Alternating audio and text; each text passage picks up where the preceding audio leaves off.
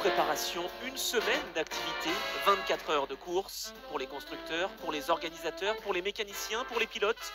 Les 24 heures du Mans se ramènent à ce triptyque. La longue phase de préparation reste obscure, presque confidentielle, mais dès le lundi qui précède la course, le rideau se lève avec l'arrivée sur le circuit des 55 voitures qui vont participer à la ronde.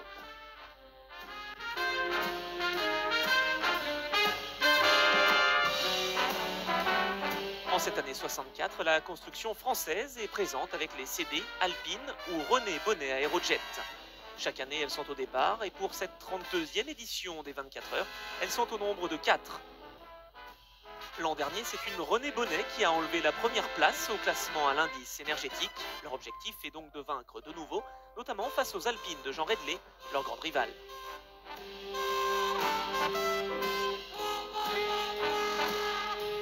Mais ce sont les Ford qui polarisent l'attention. La grande marque américaine a fait un gros effort et son retour au Mans est un événement. Son ambition, mettre un terme à la suprématie insolente des Ferrari. Les prototypes GT40 et les GT Cobra ont été soigneusement préparés. Aux essais, Günther réalisera un temps de 3,45,3 qui en dira long sur les possibilités de sa Ford. Moteur V8, cylindrée 4,7 litres, puissance maximale 380 chevaux. Pour mettre toutes les chances de son côté, Ford s'est assuré le concours des meilleurs pilotes, Gurney-Bondurant étant l'équipage le plus célèbre.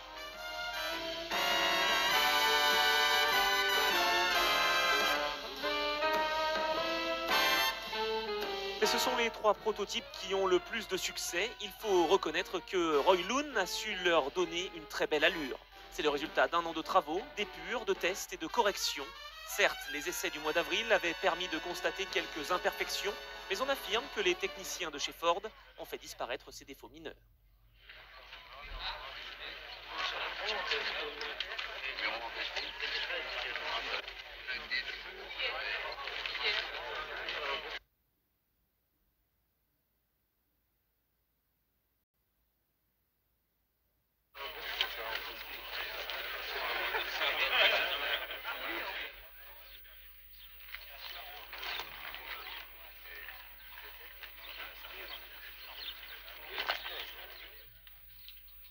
La 12 sera pilotée par Richard Atwood et Joe Schlesser. La 11 sera confiée à Günther et Grégory.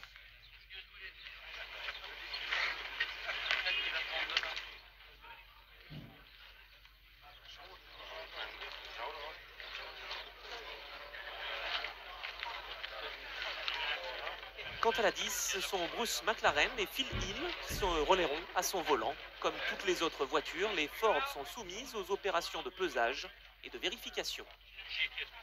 Une revue de détail complète, rigoureuse par les commissaires auxquels rien d'anormal ne saurait échapper. En fait, sur l'ensemble des 55 concurrents, il y aura très peu d'observations à faire. Chacun connaît le règlement et s'y conforme. C'est tout bénéfice pour les uns comme pour les autres.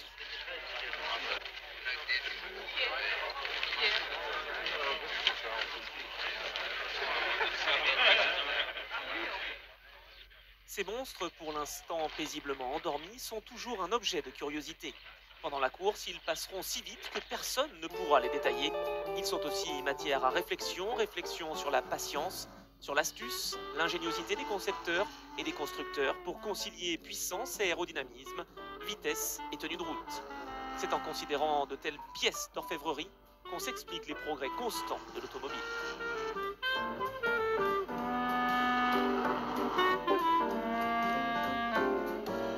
Les Ford ont donc passé avec succès leur premier examen, le plus facile, il faut bien le dire. Le feu vert leur est donc donné pour participer aux essais, pour prendre la mesure du circuit, de ses difficultés, de ses particularités.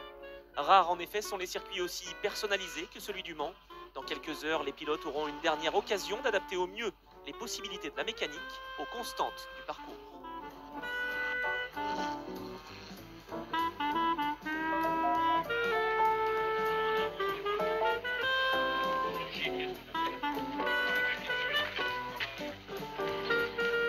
Unique en son genre, la puissante Maserati que piloteront tour à tour Simon et Trintignant, 8 cylindres en V, double arbre à cam en tête, 5 litres de cylindrée et une puissance disponible de 420 chevaux à 6200 tours minute. Avec elle, on peut être assuré que ça ne traînera pas au départ.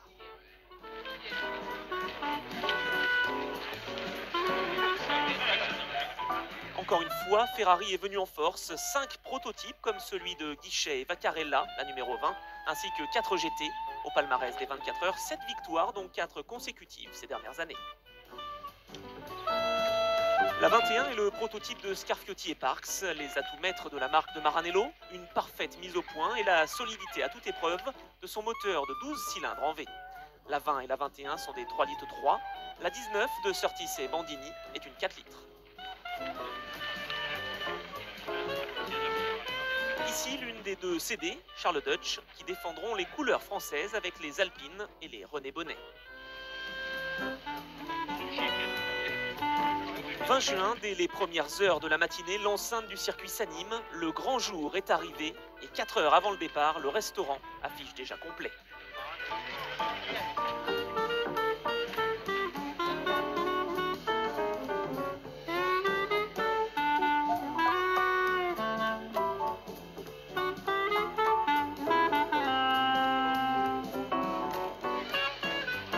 Bien avant que le premier tour de circuit ne soit bouclé par les concurrents, un record est déjà tombé, celui de l'affluence.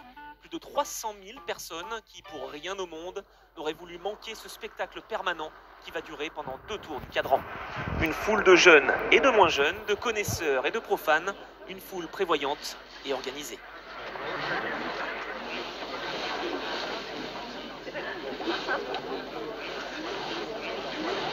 Le spectacle d'ailleurs commence bien avant que le drapeau ne s'abaisse avec l'entrée des concurrents sur le circuit, entrée discrète, silencieuse. Le bruit dominant étant encore, pour quelque temps, celui des conversations et des haut-parleurs.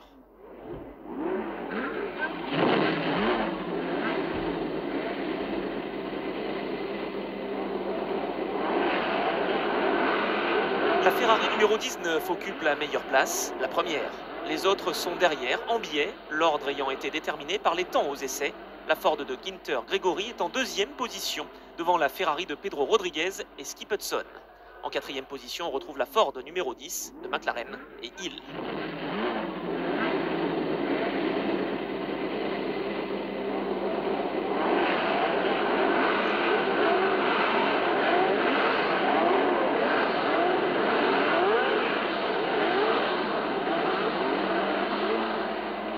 C'est l'heure des derniers réglages, des dernières vérifications. C'est le moment de penser à tout, de prévoir même l'imprévisible. Tel détail qui peut paraître accessoire et négligeable aux touristes peut prendre en course une importance capitale.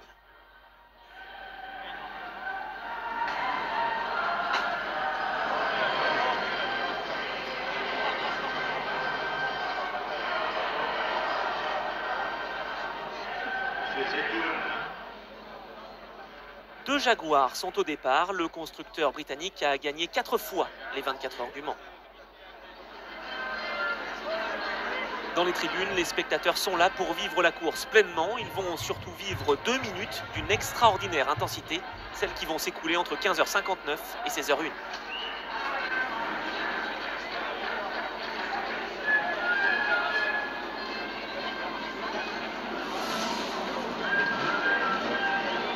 Dans 3 minutes, le départ. Sur la piste complètement dégagée, entre la rangée de pilotes et la rangée de voitures, un drapeau arrive. C'est avec ce drapeau que le prince de Metternich, président de l'Automobile Club d'Allemagne, va donner le top libérateur aux 55 pilotes. «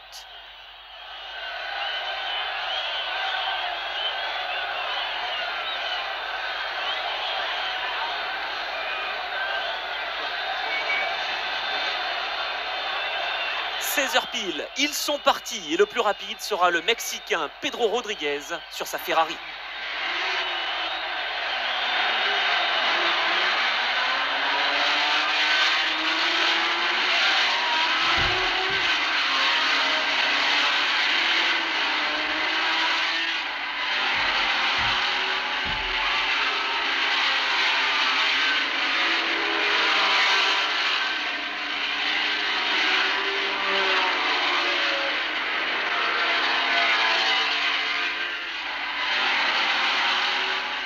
Excellent départ pour tout le monde, sauf pour l'infortuné Phil Hill qui a connu quelques ennuis et qui se retrouve en toute dernière place.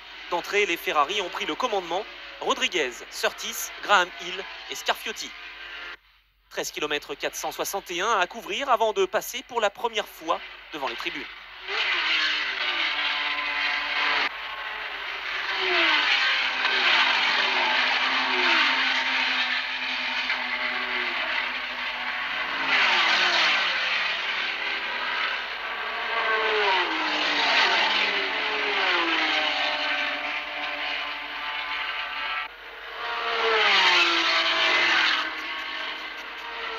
Toujours les Ferrari en tête avec Rodriguez en première position, mais les Ford sont derrière, tout près.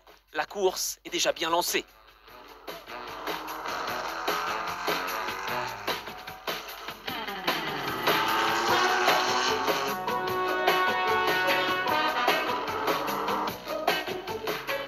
Premier passage devant les tribunes et les Ferrari toujours devant avec Rodriguez, Graham Hill, Surtees, Scarfiotti et une Ford sur leur talon.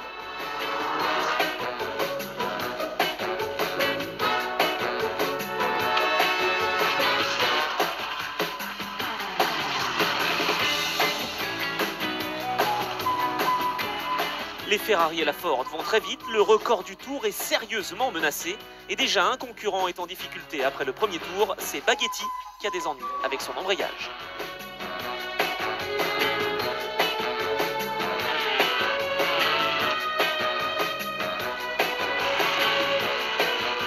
Le train est très sévère, on tourne à plus de 200 km/h de moyenne. Surtees, Rodriguez, Graham Hill mènent à tombeaux ouverts, mais ils sont toujours talonnés par la Ford numéro 11 de Ginter, qui va leur en faire voir de toutes les couleurs et qui va même réussir à prendre le commandement. 3 Ferrari face à une Ford et les records tombent. 3,53,1 par Ginter au 10e tour, un record abaissé de plus de 2 secondes dès le 12e tour par Rodriguez avec un 3,59 à près de 210 km/h de moyenne.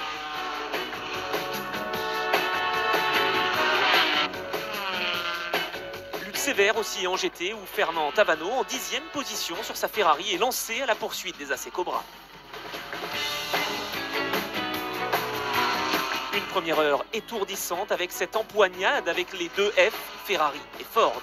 En une heure, près de 202 km ont été abattus, 3 de plus que l'an dernier. L'allure est infernale, le train en tête est toujours assuré par la Ford de Ginter, suivi par les Ferrari, celle de Surtees, Rodriguez, Graham Hill ou même Guichet, qui est revenu maintenant en 5e position.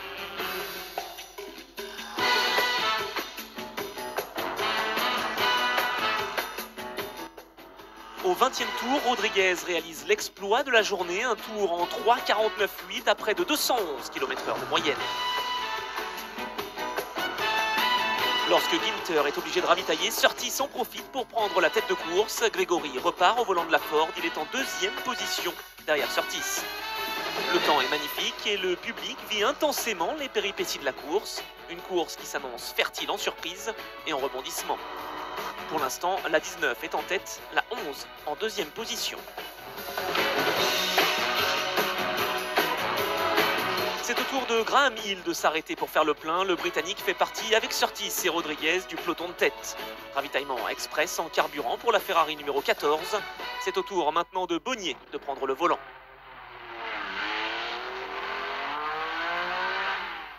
Bandini est pensif, l'heure de ravitailler est arrivée pour son coéquipier Surtees et la 19 va être obligée de céder le commandement à la Ford numéro 11. Surtees a remarquablement mené sa course, Bandini va prendre le relais, il connaît la musique, il a remporté l'épreuve l'an dernier avec Scarfiotti. La 19 repart donc en 3e position. En tête, aucune faiblesse, aucun signe de fléchissement. La moyenne se maintient toujours au-dessus de 200 km/h et en 3 heures, 605 km seront couverts.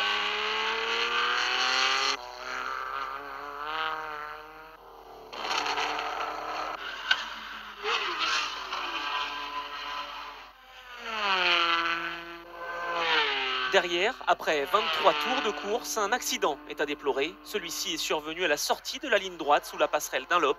Pour une raison inconnue, la Triumph Spitfire de Michael Rothschild a heurté les barrières avant d'être renvoyée en milieu de piste.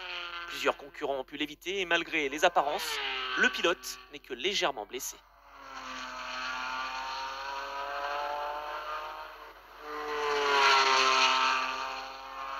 plus que 50 voitures en course et une lutte toujours indécise en tête avec Ginter Gregory sur Ford aux commandes, suivi des Ferrari de Guichet Vaccarella et Surtees Bandini. Graham Hill et Joe Bonnier ne sont pas loin, alors que Rodriguez a perdu du terrain, il est désormais à un tour.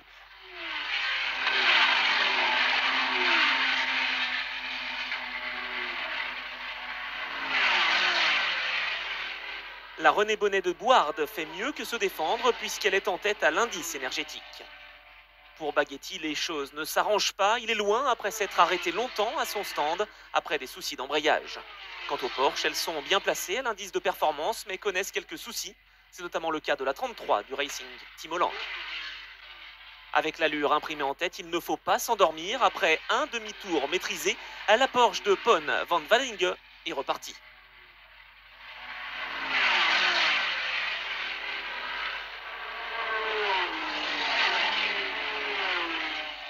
Nouvel accident au tertre rouge, sans dommage pour le pilote. Il s'agit de la Sunbeam Tiger de Dubois-Balissa qui n'ira pas plus loin.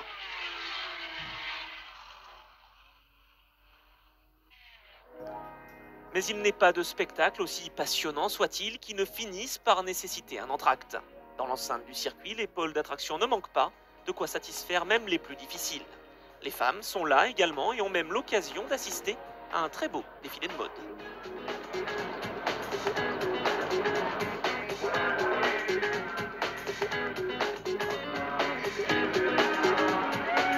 Alors que l'on entame la 5e heure de course, l'intérêt de l'épreuve n'a pas baissé d'un cran. Et cette 5e heure va être marquée par une cascade d'incidents qui vont encore bouleverser le classement.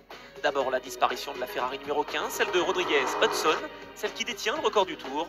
Rodriguez a été trahi par un joint de culasse. Ensuite, ce sera l'incendie de Mulsanne, plus spectaculaire qu'inquiétant. C'est la Ford de Schlesser qui brûle. Fort heureusement, le pilote est indemne et le service de sécurité va pouvoir maîtriser les flammes.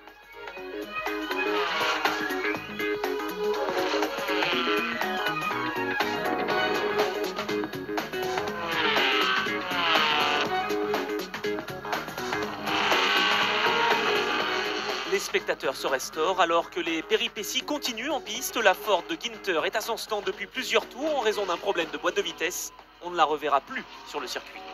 Il n'y a donc plus qu'une seule Ford en course, celle de Phil Hill et Bruce McLaren, mais elle est loin. La Maserati de Trintignant-Simon revient très fort, mais pour elle, ce sera la 9e heure qui sera fatale. Les Ferrari sont donc seuls en tête au premier quart de la course.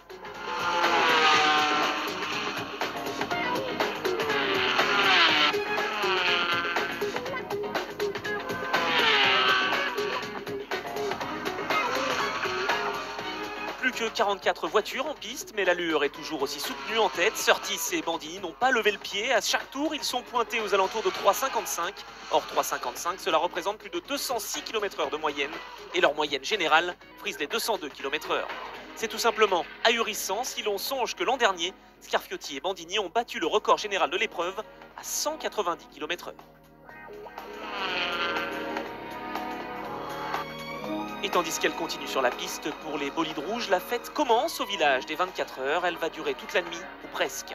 On dort peu pendant la course. Qui songerait d'ailleurs à dormir alors que la kermesse annuelle bat son plein?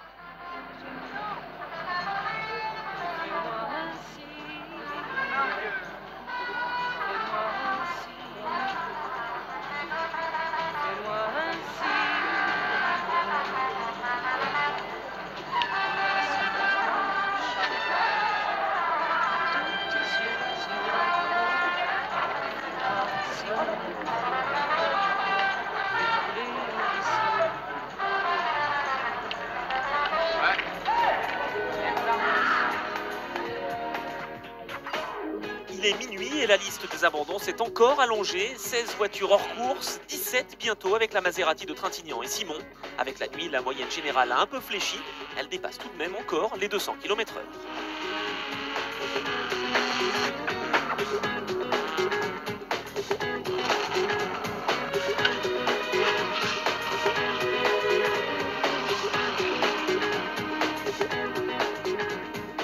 En grand tourisme, la situation est moins nette. La Ferrari numéro 24 de Blaton et Bianchi, comme celle de Tavano et Grossman qui portent le 27, sont dominées par la seule des trois AC Cobra encore en course, celle de Gurney Bondurant.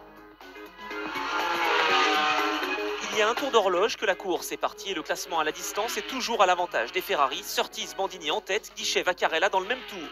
Mais à l'indice énergétique, c'est toujours la 46, l'Alpine Renault de Morog de la Jeuneste, qui occupe la première place.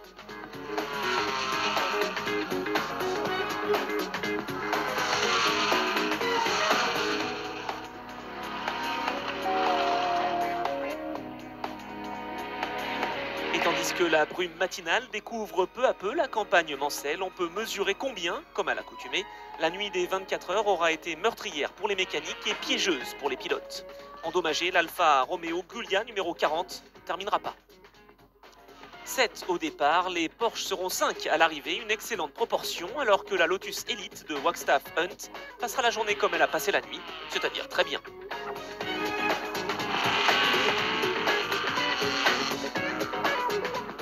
D'ores et déjà, on peut jouer le tiercé Ferrari dans le désordre. Pour l'instant, c'est la 20 qui mène, celle de Guichet Vaccarella, avec 5 tours d'avance sur la 14 de Hill Bonnier et 6 tours sur la 19 de Surtees Bandini, qui ont, eux, connu quelques difficultés dans les stands. 29 voitures sont sur la piste et 35 000 dans les parkings. Le public a répondu présent. La nuit a été fraîche pour les spectateurs, mais pour rien au monde, il n'aurait manqué ce petit matin des 24 heures. Pas de chambre réservée à l'hôtel, les 24 heures se vivent au cœur du circuit.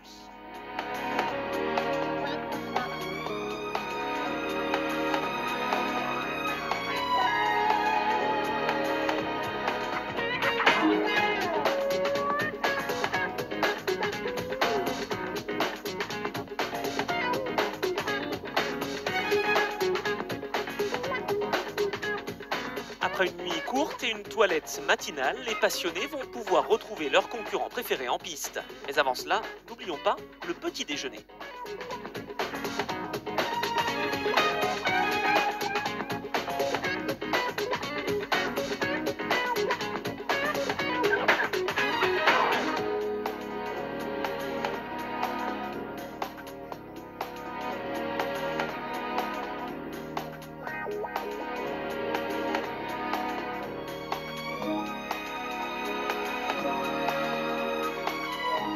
Allez, après cette petite pause, il est désormais temps de prendre place au bord de la piste pour vivre les dernières heures de cette lutte entre Ferrari et Ford.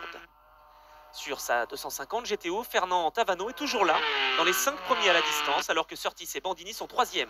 Dommage qu'ils aient dû s'arrêter si longtemps, ils pouvaient crever le mur des 200 km/h de moyenne.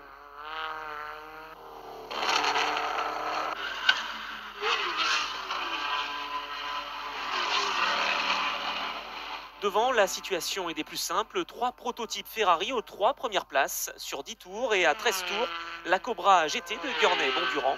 Des 3 Ferrari, c'est la 14 qui produit la plus grosse impression.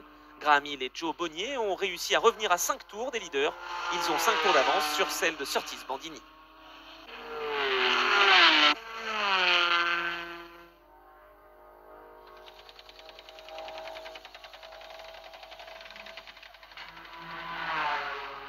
Jean Guichet et Nino Vaccarella ne forcent pas leur talent, et le talent en l'occurrence c'est de ménager la mécanique, savoir lever le pied, juste ce qu'il faut pour avoir des chances supplémentaires de tenir.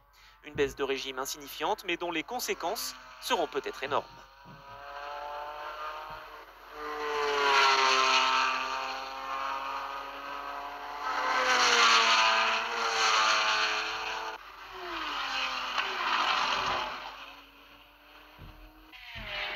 Il n'y a plus de CD en course, la dernière s'est retirée à 5 h du matin et déception pour les Manceaux, Tavano connaît à son tour des difficultés. De la 5e, il va retomber en 10e place.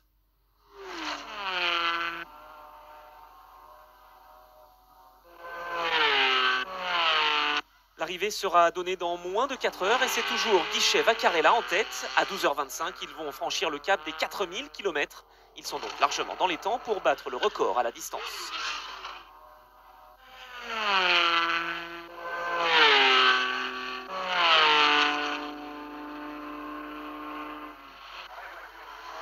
Les difficultés de dernières heures sont les plus navrantes. Bianchi et Vinatier en font l'expérience, mais 2 autres Alpines sont en tête au rendement énergétique.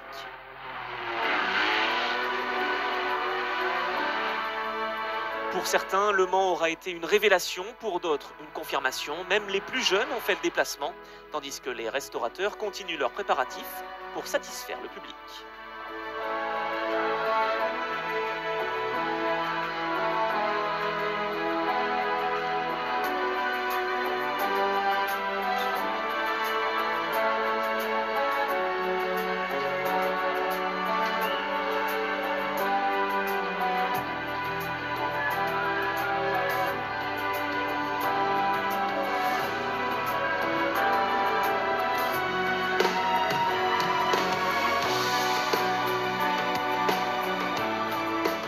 25 voitures en course tournent maintenant depuis plus de 22 heures. 30 abandons sont donc à déplorer dans cette épreuve.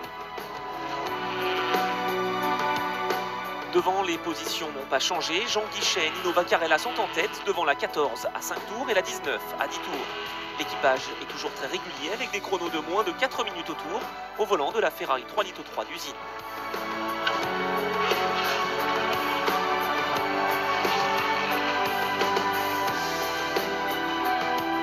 Les Porsche finissent remarquablement. Celle de Cor Schiller est à une trentaine de tours, mais elle n'avait aucune ambition à la distance. Dans le clan tricolore, il ne reste plus de René Bonnet en course.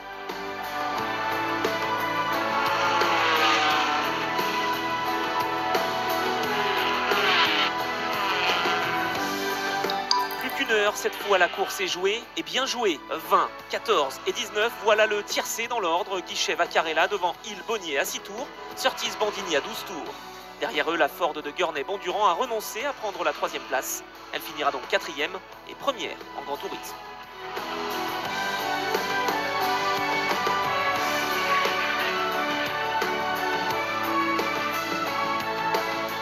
Baker Bradley sur leur Austin LA vont finir 24e et dernier, ou plutôt 24e sur 55, car c'est un grand exploit que de terminer au Mans.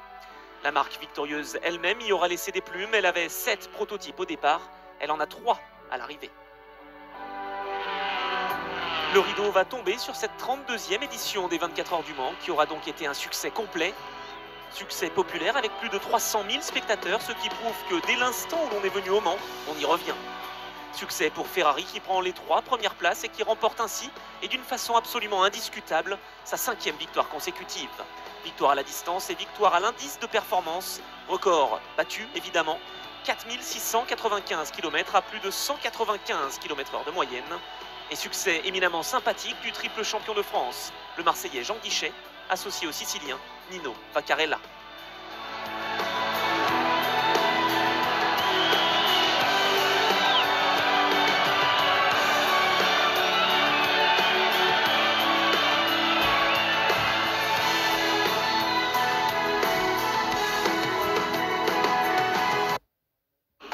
La Maserati de Trintignant-Simon